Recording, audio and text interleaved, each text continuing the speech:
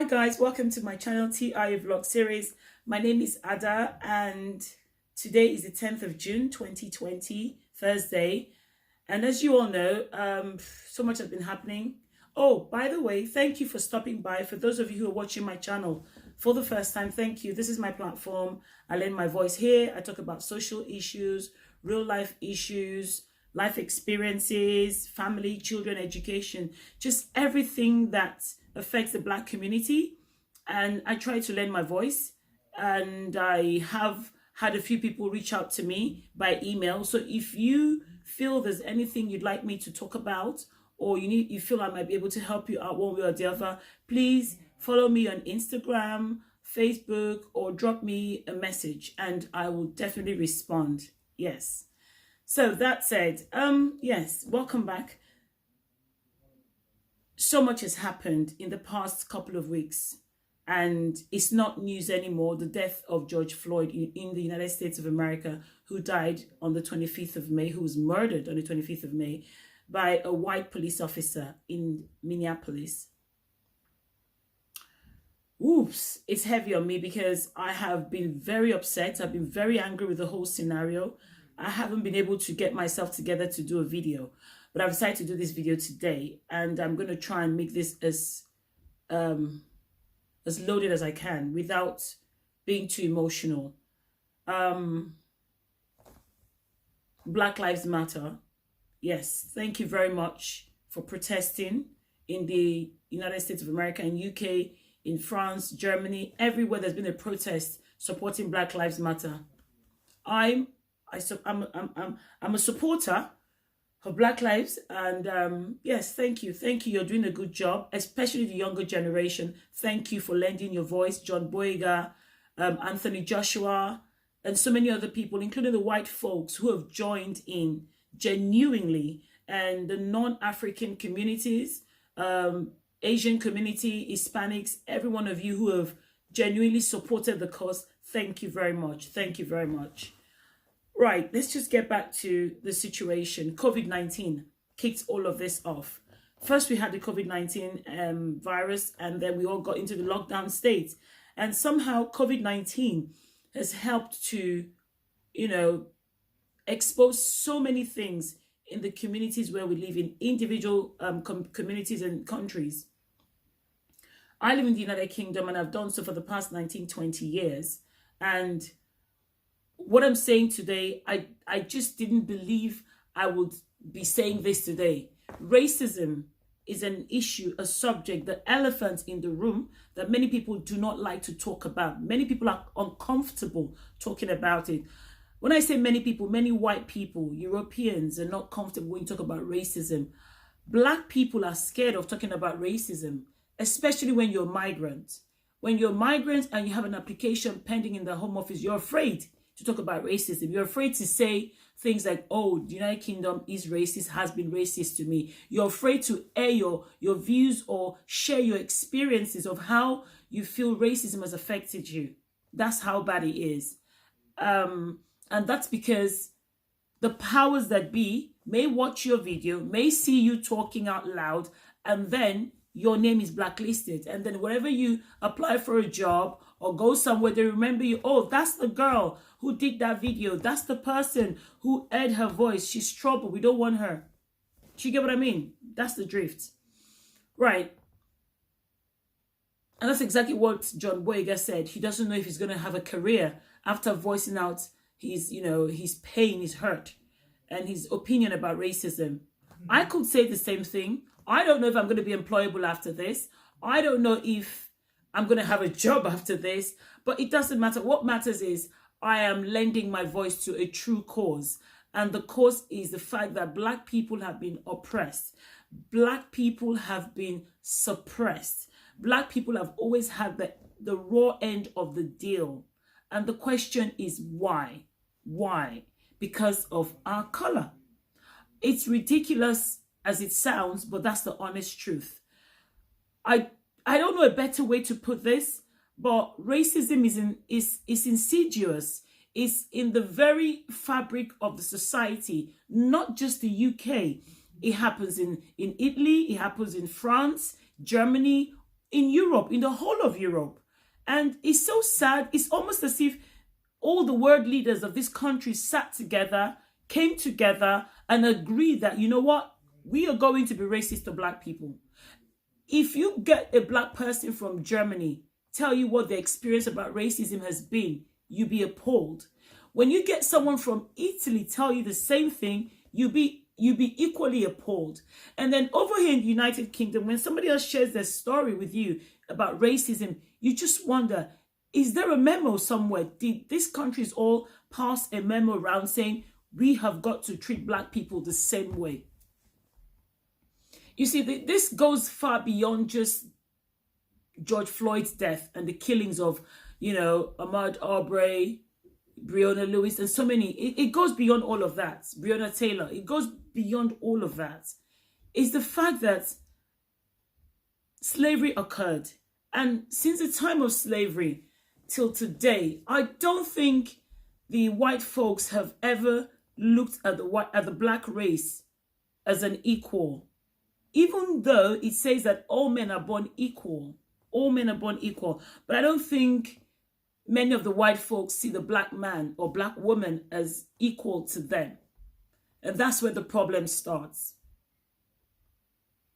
We black people, on our own part, we also have a role to play in the way we allow the white folks view us.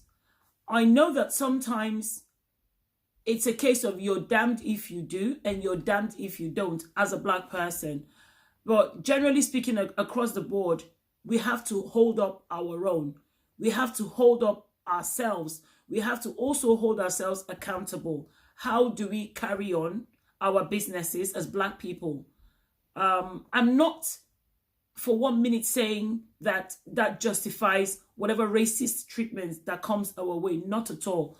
But on our part, we have to also understand that someone is looking for a reason to catch you out.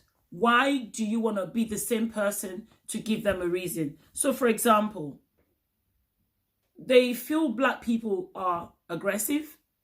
Black people are loud. Black people are, God knows what they think. So many things like that.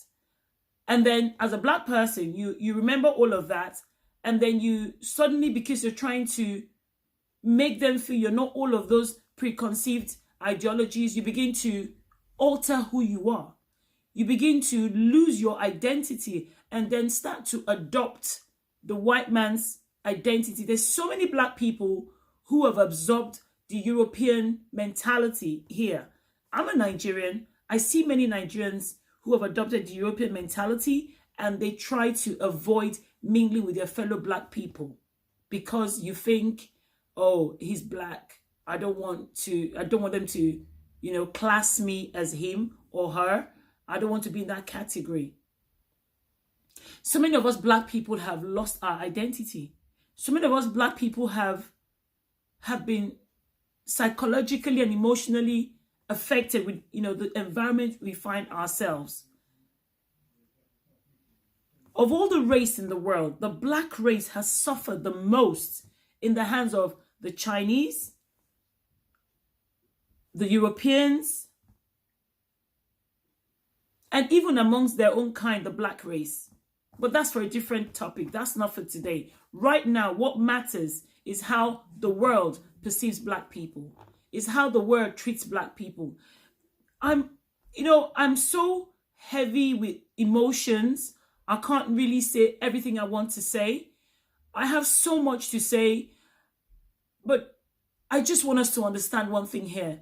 In the past few weeks, the killing of George Floyd, the demonstrations, the outrage, the realizations, the knowledge that it has brought to us, the realities of the fact that the British Empire once, excelled in slavery. The British Empire promulgated slavery and got rich off of slavery and in fact built the country, Britain, out of slavery. So did Scotland and Ireland as well. All of these realities, knowledge and truths, It's a lot to deal with. And for the younger generation who are now finding out more about their history, it says a lot. It means, for me, I feel the British system of education needs to be questioned as well. We're busy teaching children about William Wilberforce, Mary Slessor, Florence Nightingale, Mungo Park, David Livingstone. That's not your real history. That's not the real history children should know about. Race relations, race educations. You know, children are being taught citizenship in school. What does citizenship, what does it consist of? What does it comprise of? We need to start teaching our children how to view other races. We need to start teaching our children how to treat people, their peers, beyond color. There's a lot that needs to be done. I'm not sure, and I don't know how. I don't know if many of these countries who are beginning to speak out now can really fix what's broken. It's all good that we're taking down statues now, and we're beginning to realize that a lot of statues like the one in Bristol has gone down, and the one in Oxford, the one in Belgium, these were all straight slave masters. Yeah, it's all good, but that's not all that it's going to take. Racism has been engraved, enshrined into the system of every country in Europe. Their constitution, their policies, the way they build their policies, the way they decide who gets what in the community, in their departments of works, taxes, corporations, all of that has got to do with race. A company has a certain quota of black people it wants to take. It has a certain quota of Asians it wants to employ. A school has a certain quota of Africans that they want in their school. A borough has a way of, figuring out how many black people or, do we want in our community. It's all about quota and statistics. I really don't know how we're going to solve this issue, especially because we've dug a hole for ourselves now. This generation has seen what racism is all about. These children of ours are beginning to see and understand when we're talking to one another on the phone, telephone, we're making calls, we're discussing issues about racism. Our children are listening. They're hearing. It might not make a lot of sense to them, but the fact is they're hearing us. And we have to have that conversation. We need to have that conversation because COVID-19, aka lockdown, has really, spewed out a lot of history that's not very pleasant. And the death and the killing of George Floyd, may his soul rest in peace, has also brought about so many eye-opening issues. But ultimately, we as black people, as a race, we equally have a lot of work to do for ourselves, within ourselves, because healing, change must come from within. We have to understand that as black people, there's nothing wrong with us. There's absolutely nothing wrong with our color. And we're as equal as the next white man or the next white woman. We have to be confident in who we are. I'm confident. As I said, there's so much to talk about and there's a lot of emotions, within me right now. I just hope, I can come back and do a better job at this topic. In the meantime, I want to thank you for watching and please do look out for my other videos. I will be going live on Friday with a few people. I've invited 1 or 2 people to come on live and we're going to be talking about racism, education, race relations, and which way forward now that we all know what we know. I've invited a few friends to give me their voices and opinions on those topics. If you'd like to watch my videos, please don't forget to subscribe or follow me on YouTube, Instagram, Facebook, and Twitter. Thank you for watching. Until I come your way again. Bye.